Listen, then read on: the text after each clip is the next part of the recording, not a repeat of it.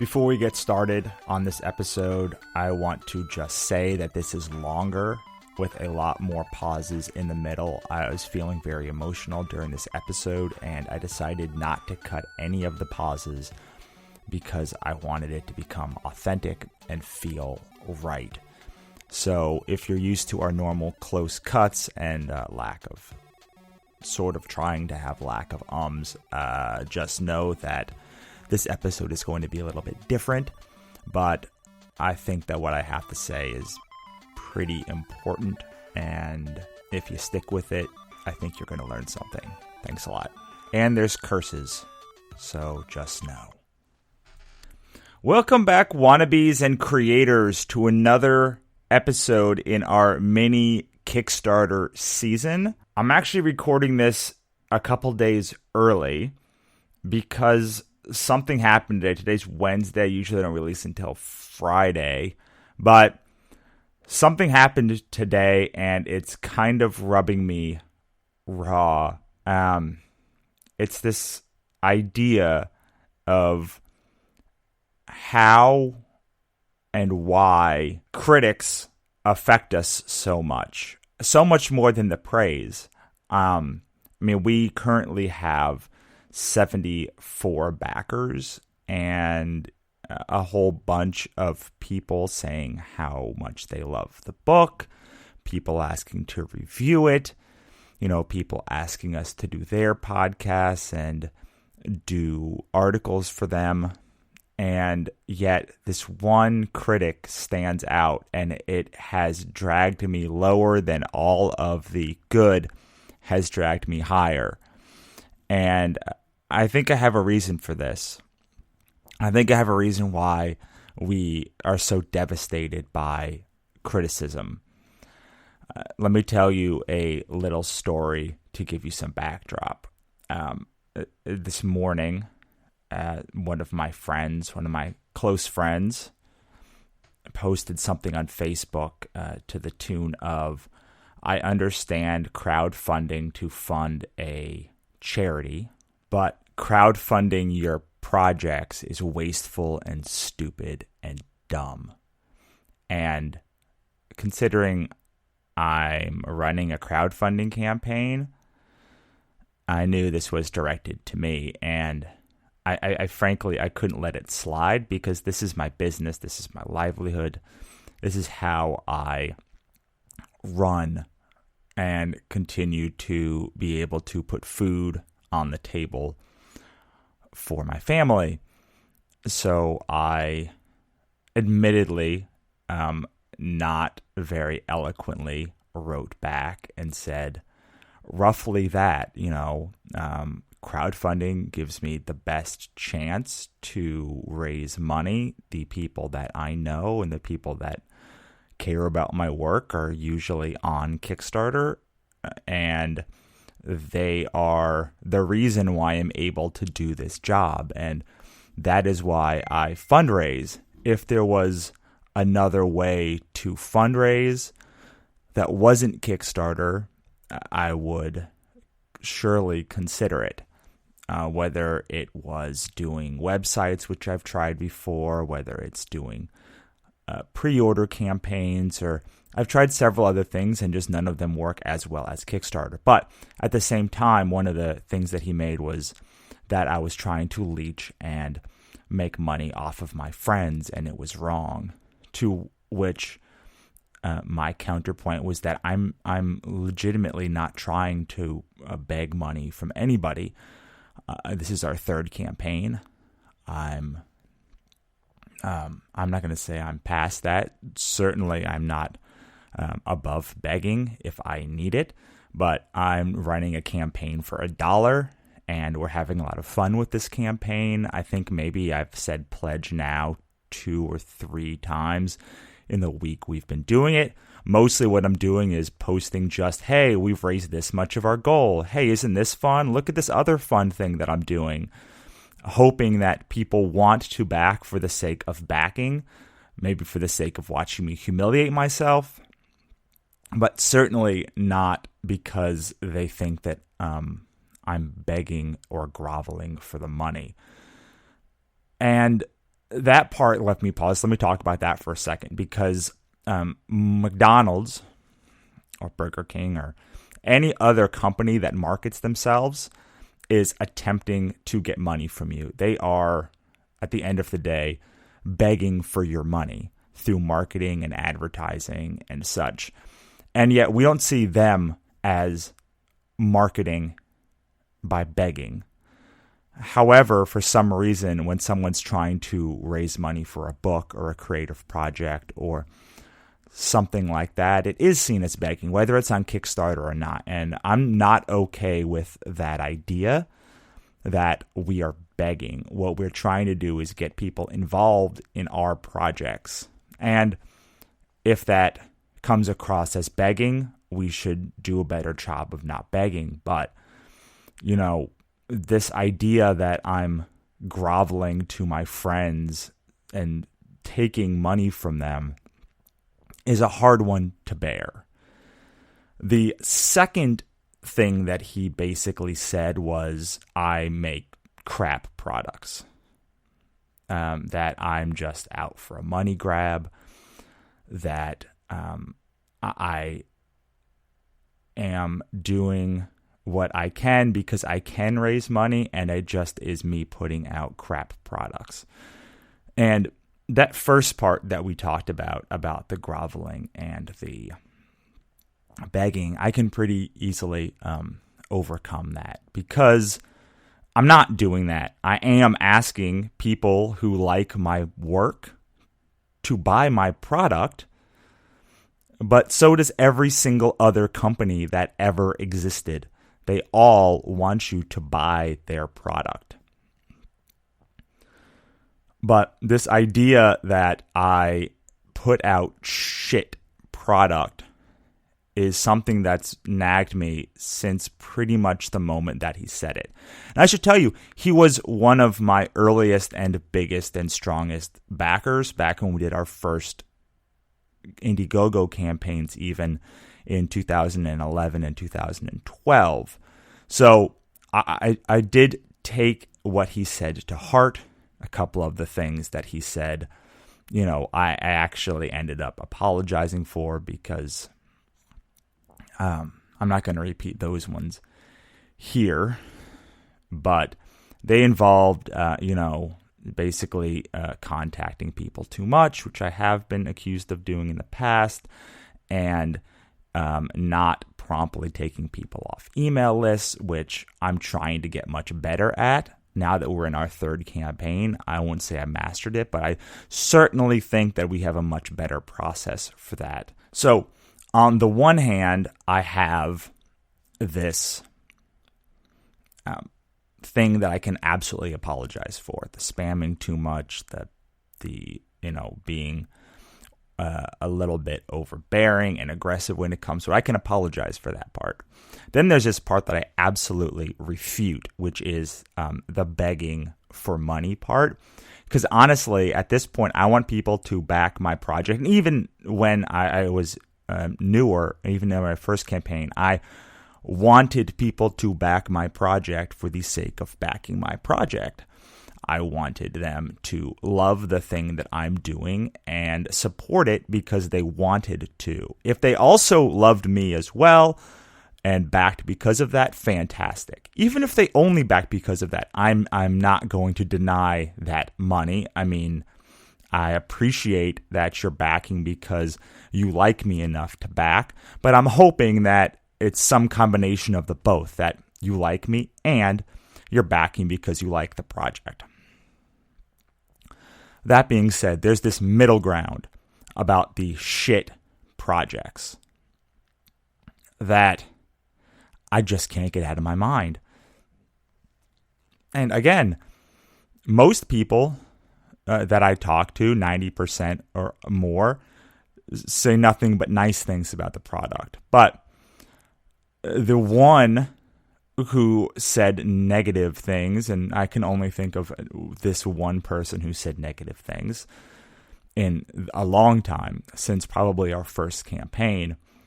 This person, because he matters a lot to me, and because we've been through a lot together, and because we've known each other since high school, he hit me really hard. And I think I know the reason for this.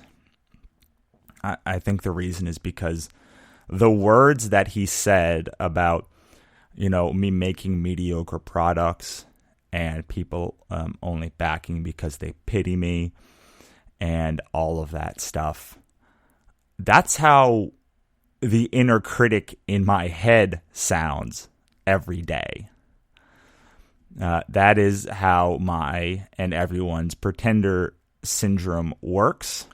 And to hear it out loud, to hear somebody vocalize it, is devastating, because in my head all day, every day, that's what the voice in my head is telling me. And I've gotten astutely good at blocking out that voice and continuing on with life.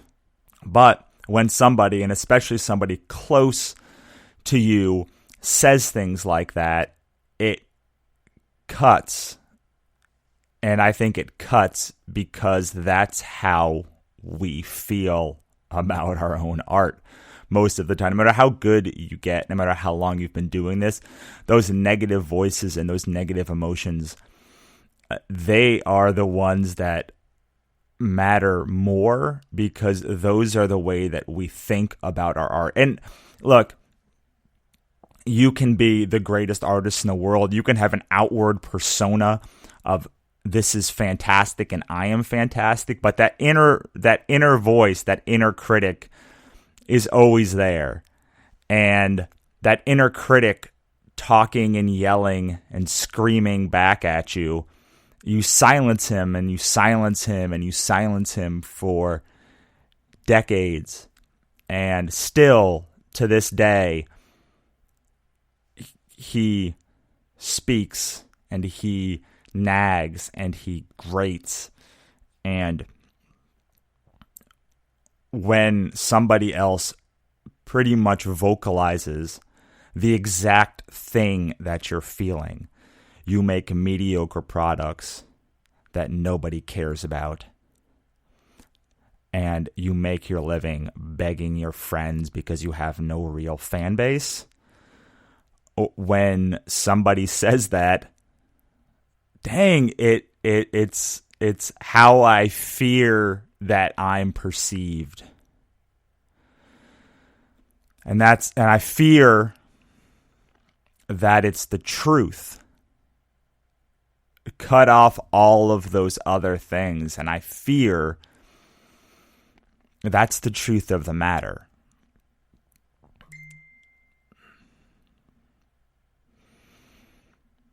And it's pretty hard to talk about right now. I'm not attempting to get sympathy. I'm certainly not attempting to cause vitriol or vehemence against this person. He is perfectly right to have his belief, and some of it is founded. A little bit of it is founded. Most of it I don't think is founded, but a little piece of it is founded. And, this podcast is kind of a release for me. It's my ability to talk out into the ether, to find my tribe, to find people that really do care about, and most importantly, to tell you guys that you're not alone if you feel this. If you feel like your inner critic is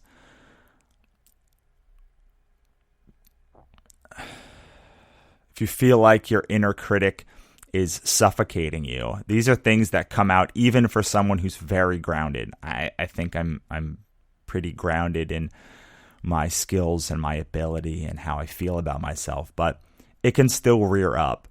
And that fear of putting yourself out into the world and putting things out into the world is very, very, very real.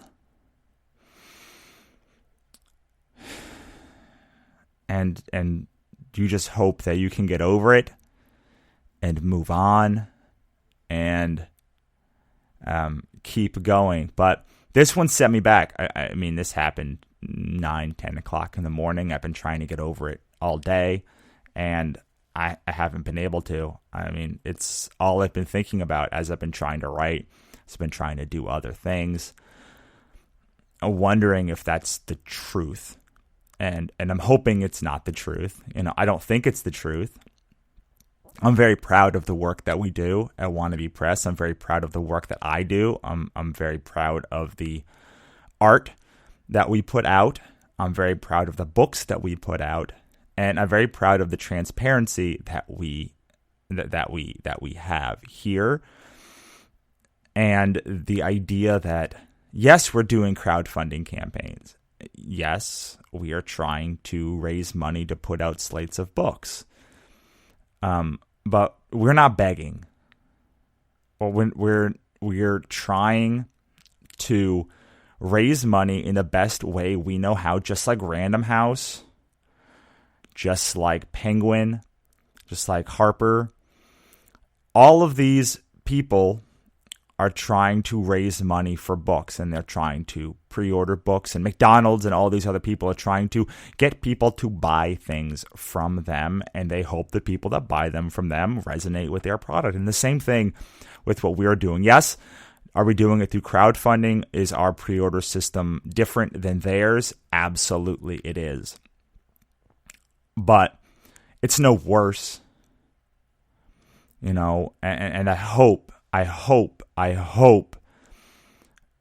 that when you look at our campaigns, it's not seen as begging, because we do want you to be involved. We, in many ways, need you to be involved, just like any company needs their fans to be involved.